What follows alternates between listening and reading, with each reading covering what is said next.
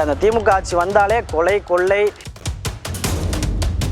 சிவகங்கையில் நடந்த அந்த இளைஞருக்கு மிகப்பெரிய ஒரு படுகொலைன்னு நான் சொல்லுவேன். இவங்க கொடுத்த கம்ப்ளைண்ட் வந்து எஃப்ஐஆரும் ஆகலைன்னு சொல்கிறாங்க. அந்த நபர் மேலே உங்களுக்கு சந்தேகம் இருந்துச்சுன்னா நீங்கள் எஃப்ஐஆர் போட்டுக்கணும்ல, ஏன் போடல? உங்களுக்கு கோயிலுக்கு தான் எடுத்துகிட்டு வந்தாங்களா, வீட்டிலேருந்து வந்து நிறைய ஹாஸ்பிட்டலுக்கு போனோம் இந்த இதெல்லாம் சொல்கிறாங்கல்ல, அந்த எல்லா இடத்துலையுமே நீங்கள் சந்தேகத்தின் அடிப்படை எத்தனை பேர் இருக்காங்க, அத்தனை பேர் நீங்கள் அரெஸ்ட் பண்ணீங்களா? இதில் திமுக நிர்வாகிகள்லாம் உள்ள வர்றாங்க அப்படின்னா இதில் ஏதோ ஒரு அரசியல் உள்நோக்கம் இருக்குது. திமுக ஒரு நிர்வாகிகள் வந்து இதில் உள்ள வர்றதுக்கான காரணம், மெயின் காரணம் என்ன? அப்போ இதுக்கு முன்னாடி வேறு ஏதோ ஒரு பொய்யான ஒரு வழக்கை, எவ்வளவோ முடிக்க முடியாத வழக்குகளை இந்த மாதிரி அப்பாவிகள் மேலே போட்டு அரசு சம்பந்தமான விஷயம் கண்டிப்பாக தனிப்பட்ட திமுக அப்படின்னா நீங்கள் எல்லாருமே வந்து இதை வந்து ஒரு அரசு கண்டிப்பாக அவங்களோட கட்சி ஒரு பேனரை கிழிச்சா கூட ஆர்ப்பாட்டம் அறிவிக்கிறாங்க. சரியா? மிகப்பெரிய ஒரு ஆர்ப்பாட்டம் அறிவிக்கிறாங்க, பொதுமக்களுக்கு இடையூறு ஏற்படுத்துகிறாங்க, ரோட்டை மறைக்கிறாங்க. என் கட்சி பேனர் எப்படி கிழிக்க முடிஞ்சிச்சு, அதுக்கான தீர்வு அவங்களுக்கு கிடைக்கிது, தண்டனை கிடைக்கிது. ஒரு சமூகத்தில் வாழ்கிற ஒரு சக உயிர் போகுது. சரியா? வெறும் அறிக்கை விடுறாங்க, கண்டனை விடுறாங்க. இது தீர்வா? இப்போ திமுக விடுங்க, தேவையான எல்லா விஷயத்தையும் பண்ணி கொடுக்குறதா முதலமைச்சர். இது எப்படி இந்த கள்ளச்சாரம் குடிச்சு செத்தாங்கல்ல, அது மாதிரி தான் இதையும் நான் பார்க்குறேன். அந்த எதுக்கு எடுத்தாலும் நிதி விஷயம் நடந்ததுக்கப்புறம் அதான பண்ண முடியும். அரசால் நடக்க விடாமல் தடுக்கிறதுக்கு அடுத்து என்ன பண்ணி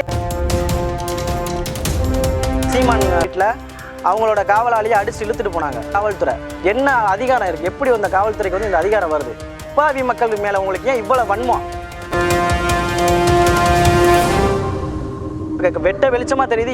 எத்தனையோ சட்டமன்ற உறுப்பினர்கள், அமைச்சர்கள் வந்து கொள்ளையடிக்கிறாங்க, ஊழல் பண்ணுறாங்கன்னு தெரியுது. இதே இந்த காவல்துறை இந்த அதிகாரத்தை மட்டும் எடுக்க மாட்டேங்குது. உன்னால் முடிஞ்சுன்னா நீ அந்த சட்டமன்ற உறுப்பினர் விசாரணைக்கு அழைச்சி போய் இந்த மாதிரி உன்னால் லாக்அப் டெத் பண்ண முடியுமா? அமைச்சரை உன்னால் இந்த மாதிரி லாக்அப் டெத் பண்ண முடியுமா? நீ பண்ணி பாரு.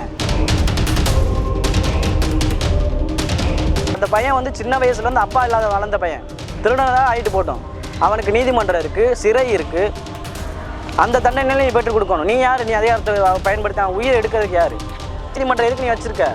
நீதிமன்றம் தேவையில்லை, அரசு எதுவுமே தேவையில்லை. காவல்துறை ஏதாவது எங்கேயாவது குற்றம் நடந்தால் ஸ்பாட்டுக்கே போய் அங்கேயே தண்டனை கொடுத்துட்டு வந்துடுவாங்க. ஒட்டுமொத்த அதிகாரத்தையும் காவல்துறையிட்டே கொடுத்துருங்க. அதை வெளிப்படையாகவே இந்த அரசு அறிவிக்க சொல்லுங்கள். ஏன்னா நீடைய மாட்டம் தான் பண்ண போகிறீங்க, அடுத்து இது தொடர்ந்து நடக்க தான் போகும். இந்த மாதிரி நம்ம தொடர்ந்து பேசிக்கிட்டே இருக்க முடியுமா? இருக்கிற எல்லா கிளை கட்சிகளுக்கும் இது வந்து ஒரு அரசியலாகவே பண்ணிக்கிட்டே இருப்பாங்க. இதில் யார் முட்டாள்? பாதிக்கப்பட்ட அந்த குடும்பம் தான் முட்டாள். இப்படி கற்றுக்கிட்டு இருக்கிற நம்ம தான் முட்டாள். இப்போ நான் இவ்வளோ பேசுகிறேன்ல, இதை கேட்டு ஏதாவது ஒரு காவலருக்கோ இல்லை அரசுக்கோ ஒரு வன்மை ஏற்படும். நாளைக்கு எனக்கு கூட லாக்அப் டெத் வரலாம். அஜித் குமாரனுடைய மரணம், இதை நீங்கள் எப்படி பார்க்குறீங்க? கேள்விப்பட்ட வரைக்கும் அந்த இளைஞர் வந்து ஒரு உதவி பண்ணியிருக்காப்புல. அந்த அம்மா வயதானவங்களை கூட்டிகிட்டு வந்திருக்காங்க, கார் எடுத்து வைக்க சொல்லியிருக்காங்க. அந்த இளைஞர் வந்து உதவி பண்ணி வச்சுருக்காங்க. திரும்பி ரிட்டர்ன் வந்து பார்க்கும்போது காரில் நகை இல்லை. இந்த மாதிரி நாங்கள் போனால் வந்தோன்னு அவங்க சொல்லியிருக்காங்க. அந்த சந்தேகத்தின் அடிப்படையில் தான் அவரை கைது பண்ணியிருக்காங்க. கைது பண்ணி விசாரிச்சிருக்காங்க. சாயந்தரம் மாலை வரை விசாரிச்சிருக்காங்க. அங்கே அக்கம் பக்கத்தில் உள்ளவங்கலாம் போலீஸ் கூட்டிகிட்டு போகிறத பார்த்துருக்காங்க. விசாரித்தது தப்பு இல்லை. அப்போது அவங்க கொடுத்த கம்ப்ளைண்ட் வந்து எஃப்ஐஆரும் ஆகலைன்னு சொல்கிறாங்க. அந்த நபர் மேலே உங்களுக்கு சந்தேகம் இருந்துச்சுன்னா நீங்கள் எஃப்ஐஆர் போட்டுக்கணும்ல, ஏன் போடல? இன்னொன்று அவங்க நகை கோயிலுக்கு தான் எடுத்துகிட்டு வந்தாங்களா, வீட்டிலேருந்து வந்து நிறைய ஹாஸ்பிட்டலுக்கு போனோம் இந்த இதெல்லாம் சொல்கிறாங்கல்ல, அந்த எல்லா இடத்துலையுமே நீங்கள் சந்தேகத்தின் அடிப்படை எத்தனை பேர் இருக்காங்க, அத்தனை பேர் நீங்கள் அரெஸ்ட் பண்ணீங்களா? இந்த ஒரு தனிநபரை மட்டும் தாக்க வேண்டிய அவசியம் என்ன? அரெஸ்ட் பண்ண வேண்டிய அவசியம் என்ன? அப்போது இது எதுக்காக? இது இன்னொன்று, இதில் திமுக நிர்வாகிகள்லாம் உள்ள வர்றாங்க அப்படின்னா இதில் ஏதோ ஒரு அரசியல் உள்நோக்கம் இருக்குது. சரியா? இல்லைன்னா திமுக ஒரு நிர்வாகிகள் வந்து இதில் உள்ளே வர்றதுக்கான காரணம், மெயின் காரணம் என்ன?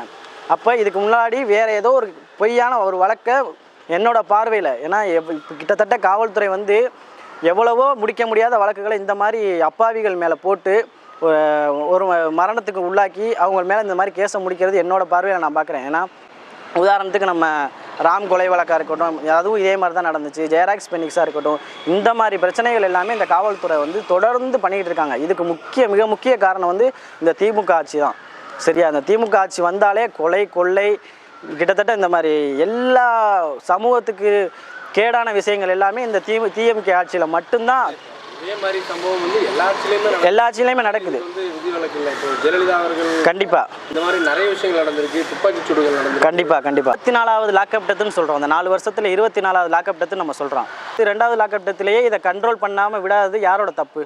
காவல்துறைக்கு அந்த அதிகாரத்தை லாக்அப் டெப்த் கொடுக்குற அளவுக்கு வரைக்கும் கொடுக்குற அதிகாரத்தை கொடுத்தது எந்த ஒரு அரசாங்கம்? அது வந்து அரசு, காவல்துறையினர், அரசு சம்பந்தமான விஷயம். கண்டிப்பாக தனிப்பட்ட திமுக அப்படின்னா நீங்கள் எல்லாருமே வந்து இதை வந்து ஒரு அரசு கண்டிப்பாக உள்நோக்கம். இது வந்து அரசியல். நானும் அதை நான் வன்மையாக கண்டிக்கிறேன். ஏன்னா இப்போ புதுசாக வந்திருக்கிற தாவேக்காவாக இருக்கட்டும், இப்போ ஏடிஎம்கே வந்து உயர்நீதிமன்றத்தில் வழக்கு போட்டிருக்கோன்னு சொல்கிறாங்க. ஏடிஎம்கேக்கு அந்த அருகதையே கிடையாது. ஏன்னா அவங்க அதிகாரத்தில் இருக்கும்போது அதே ஒரு கொலை நடந்துச்சு, அதை எப்படி அவங்க மடைமாட்டினாங்கன்னு தெரியும். சரியா? அவங்க வந்து இப்போ அவங்க தான் அரசியல் பண்ணுறாங்க. இந்த மாதிரி கட்சிகளை தான் சொல்கிறேன். இப்போ அதிமுக வந்து வழக்கு போடுதுன்னா இது நிச்சயமாக ஒரு அரசியல், நிச்சயமாக இது ஒரு அரசியல். ஆனால் 24வது நீங்கள் லாக்அப் டெத் வரைக்கும் இதை வர விட்டது யாரோட தப்பு? 4 வருஷத்துல தான் நடந்திருக்குன்னு சொல்கிறீங்க. அப்போ 2வது உயிர் போகும்போதே நீங்கள் தடுத்து நிறுத்திங்கன்னா 20 உயிர் போயிருக்காதுல்ல, 22 உயிர் போயிருக்காதுல்ல. அதை தான் நம்ம இந்த திமுக அரசு சொல்கிறோம். ஏன் திமுக அரசு சொல்கிறோமா? இப்போ அவங்க தான் ஆட்சியில் இருக்காங்க. அப்போ இதுக்கு முன்னாடி நம்ம அதிமுகவும் இதே கேள்வி தான் கேட்டோம். இதுக்கு ஒரே தீர்வு என்ன? மக்கள் சைடு தான் நம்ம கேள்விக்கு விடுறோம். சரியா? இப்போ தனிப்பட்ட இது அரசியலாக்காதீங்க அப்படின்னா, இப்போ ஒரு கட்சியில் ஒரு கட்சி மற்ற ஒரு எதிர்கட்சியாக இருக்கட்டும், வேறு ஏதாவது கட்சியாக இருக்கட்டும், அவங்களோட கட்சி ஒரு பேனரை கிழிச்சா கூட ஆர்ப்பாட்டம் அறிவிக்கிறாங்க. சரியா? மிகப்பெரிய ஒரு ஆர்ப்பாட்டம் அறிவிக்கிறாங்க, பொதுமக்களுக்கு இடையூறு ஏற்படுத்துகிறாங்க, ரோட்டை மறைக்கிறாங்க. என் கட்சி பேனர் எப்படி கிழிக்க முடிஞ்சுச்சு? அதுக்கான தீர்வு அவங்களுக்கு கிடைக்கிது, தண்டனை கிடைக்கிது. ஒரு சமூகத்தில் வாழ்கிற ஒரு சக உயிர் போகுது. சரியா? சக உயிர் போகுது. இந்த உயிருக்கு வெறும் அறிக்கை விடுறாங்க, தண்டனை விடுறாங்க. இது தீர்வா? இப்போ திமுக விடுங்க, தேவையான எல்லா விஷயத்தையும் பண்ணி கொடுக்குறதா முதலமைச்சர். இது எப்படி இந்த கள்ளச்சாரம் குடிச்சு செத்தாங்கல்ல, அது மாதிரி தான் இதையும் நான் பார்க்குறேன். அந்த எதுக்கு எடுத்தாலும் நிதி ஒரு விஷயம் நடந்ததுக்கு அப்புறம் அதான பண்ண முடியும் அரசால. நடக்க விடாமல் தடுக்கிறதுக்கு அடுத்து என்ன பண்ணியிருக்கு? நான் கேட்குறது 24 வரைக்கும் நீங்கள் என்ன பண்ணீங்க? அதுக்கப்புறம் 25 நடக்கும், 26 நடக்கும், கடைசியில் 30க்கு இதுதான் நடக்கும். இது வரைக்கும் நீங்கள் என்ன தடுத்தீங்கன்னு தான் கேட்குறேன். 4 வருஷம் உங்கள் பீரியடில் தான் நடந்திருக்கு. என்ன தடுத்தீங்க? இது வரைக்கும் இந்த காவல்துறையிட்ட நீங்கள் என்ன நடவடிக்கை எடுத்தீங்க? அதிகபட்சம் என்ன பண்ணுவீங்க? பணியிடை நீக்கம் பண்ணுவீங்க. அதனால் என்ன பிரயோஜனம் இருக்குது? தகுந்த தண்டனை வாங்கி கொடுத்துருங்களா அந்த காவல்துறைக்கு? இப்போ உதாரணத்துக்கு இந்த சீமான் வீட்டில் அவங்களோட காவலாளியை அடித்து இழுத்துட்டு போனாங்க. அதே காவல்துறை என்ன அதிகாரம் இருக்குது? எப்படி அந்த காவல்துறைக்கு வந்து இந்த அதிகாரம் வருது? இப்போ எத்தனையோ சட்டமன்ற உறுப்பினர்கள், அமைச்சர்கள் வந்து கொள்ளையடிக்கிறாங்க, ஊழல் பண்ணுறாங்கன்னு தெரியுது. இந்த காவல்துறை இந்த அதிகாரத்தை மட்டும் நீ எடுக்க மாட்டேங்குது. உன்னால் முடிஞ்சுன்னா நீ அந்த சட்டமன்ற உறுப்பினர் விசாரணைக்கு அழைச்சிட்டு போய் இந்த மாதிரி உன்னால் லாக்அப் டெத் பண்ண முடியுமா? அமைச்சரை உன்னால் இந்த மாதிரி லாக்அப் டெத் பண்ண முடியுமா? நீ பண்ணி பாரு. அப்போ நீ அவங்களுக்கு அதிகாரத்துக்கு நீ துணை போகிற தானே? அப்பாவி மக்கள் உனக்கு என்ன பாவம் செஞ்சாங்க? நீ போட்ட சட்டைக்கு நீ உண்மை நேர்மையாக இருக்கீன்னா, அந்த உனக்கு குற்ற உணர்ச்சி இருந்துச்சுன்னா, நீ அந்த அதிகாரத்தில் இருக்கிறவனை தட்டி கேளு, உன் அதிகாரத்தை அதுக்கு பயன்படுத்து. காவல்துறை என்ன எவன் குற்றம் பண்ணாலுமே தட்டி கேட்கணும்ல, அதை நீ அதுக்கு பயன்படுத்து. எதுக்கு அப்பாவி மக்களை ஒரு மரணத்துக்கு உள்ளாக்குற? அந்த குடும்பம் என்ன நிலைக்கு ஆகும்? அந்த பையன் வந்து சின்ன வயசுலேருந்து அப்பா இல்லாத வளர்ந்த பையன். அவன் திருடனவே அவன் வறுமையில அவன் திருடனதாகவே ஆகிட்டு போட்டோம். அது இன்னும் நிரூபிக்கப்படலை. நான் உதாரணத்துக்கு சொல்கிறேன். திருடனதாக ஆகிட்டு போட்டோம். அவனுக்கு நீதிமன்றம் இருக்குது, சிறை இருக்குது. அந்த தண்டனையில நீ பெற்றுக் கொடுக்கணும். நீ யார்? நீ அதிகாரத்தை பயன்படுத்தி அவன் உயிர் எடுக்கிறதுக்கு யார்? சக மனிதனோட உயிருக்கு எடுக்கிறதுக்கு எவனுக்கு உரிமை இருக்குது?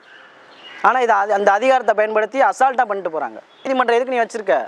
நீதிமன்றம் தேவையில்லை, அரசு எதுவுமே தேவையில்லை. காவல்துறை ஏதாவது எங்கேயாவது குற்றம் நடந்தால் ஸ்பாட்டுக்கே போய் அங்கேயே தண்டனை கொடுத்துட்டு வந்துடுவாங்க. ஒன்றும் உயிர் போயிடும், இல்லைன்னா உன்னை அடிச்சே இது பண்ணுவாங்க. இதுதான் தண்டனை.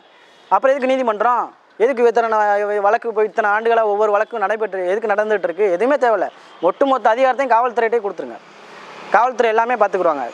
அது வெளிப்படையாகவே இந்த அரசு அறிவிக்க சொல்லுங்கள். ஏன்னா நீங்களும் காவல்துறையை வந்து எந்த ஒரு கேள்வியும் கேட்க போகிறதில்ல, எந்த ஒரு கட்டுப்பாடு கொண்டு வர போகிறதில்ல. நீதிமன்றமே எந்த ஒரு கேள்வியும் பண்ண போகிறதில்ல. ஜஸ்ட் ஒரு பணியிடை மாட்டம் தான் பண்ண போகிறீங்க. அடுத்து இது தொடர்ந்து நடக்க தான் போகும். இந்த மாதிரி நம்ம தொடர்ந்து பேசிக்கிட்டே இருக்க முடியுமா? இருக்கிற எல்லா கிளை கட்சிகளுக்கும் இது வந்து ஒரு அரசியலாகவே பண்ணிக்கிட்டே இருப்பாங்க. இதில் யார் முட்டாள்? பாதிக்கப்பட்ட அந்த குடும்பம் தான் முட்டாள். இப்படி கற்றுக்கிட்டு இருக்கிற நம்ம தான் முட்டாள். இப்போ நான் இவ்வளோ பேசுகிறேன்ல, இதை கேட்டு ஏதாவது ஒரு காவலருக்கோ இல்லை அரசுக்கோ ஒரு வன்மை ஏற்படும். நாளைக்கு எனக்கு கூட லாக்அப் டெத் வரலாம். அடிப்படை வந்து என்ன, ஒரு குடும்பத்தில் ஒரு உயிர் போயிடுச்சுன்னா அந்த குடும்பத்துக்கு அது எவ்வளோ பெரிய இழப்பு? பொருளாதார இழப்பு, உறவு இழப்பு, சந்தோஷ இழப்பு, நிம்மதி, எல்லாமே இழப்பு. அந்த குடும்பத்துக்கு எல்லாமே இழப்பு. இயற்கை மரணம் வேறு, அது ஒரு கொஞ்ச நாளில் சரியாயிடும். இந்த மாதிரி இன்னொருத்தவன் தாக்கி கொலை பண்ணி காவல்துறை அதிகாரி நம்மளை காக்க வேண்டிய காவல்துறையே நம்மளை காவு வாங்குது அப்படிங்கிற இதெல்லாம் எப்படி தாங்கிக்க முடியும் அந்த குடும்பத்தால்? அப்போ இதுக்கெல்லாம் காரணம் யார்? அவங்க காரணமா? அவங்க காரணமே கிடையாது. இந்த அரசும் இந்த காவல்துறை தான் காரணம். இந்த சிவகங்கை இஷ்யூவில் வந்து இதளவுக்கு மீடியா அளவு இஷ்யூ வந்துருச்சு. இதை விட பெரிய இஷ்யூ ஜெயராஜ் அந்த இது வந்துச்சு. அதையே நம்ம கைவிட்டுட்டோம். இதையும் அதே மாதிரி விட்டுருவோம். சரியான இதையும் அதே மாதிரி விட்டுருவோம். இதை விட்டுறாதியே அப்படின்னு சொல்லிட்டு நான் தலைவணங்கி எல்லாரும் ஒரு பெரிய இஷ்யூ ஆக்கி இதுக்கான நீதியை அந்த குடும்பத்துக்கு பெற்று தரணும். இதுவே கடைசி மரணமாக இந்த தமிழ்நாட்டில் லாக்அப் டெத்துங்க இருக்கிற மக்களுக்காக என்றைக்குமே இருங்க. அதிகாரத்துக்காக துணை போகாதீங்க. அதுதான் நான் காவல்துறையிட்ட கேட்குறது.